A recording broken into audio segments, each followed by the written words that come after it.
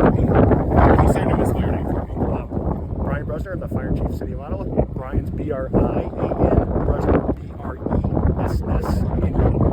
Can you explain to me what happened out here this morning? Yeah, this morning we were dispatched a little before 8 o'clock to Titanium Drive to Coogee Chemical Facility for a report of an explosion with injuries, possible magnesium fire. On arrival, we did have hazy white smoke coming from the industrial complex. We're notified right away it was magnesium that was burning.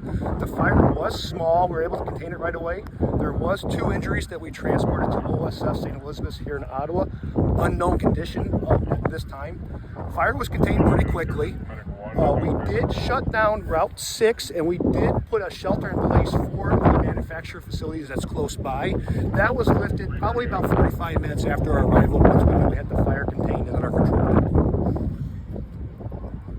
Was there any danger to the public? No danger to the public.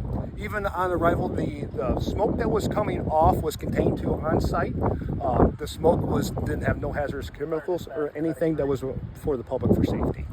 Do we know how the fire started? Yes, so what they do, they make magnesium powder here.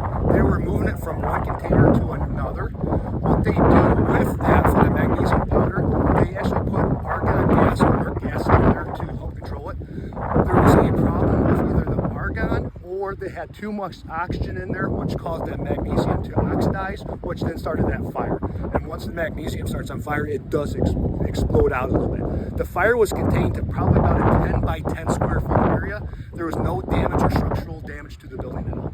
What do they make in this plant again? So it's magnesium powder is what they make here. You guys have any questions? You mentioned there was, Chief, a bit of an explosion. Yes, a small explosion due to that oxidation of the magnesium.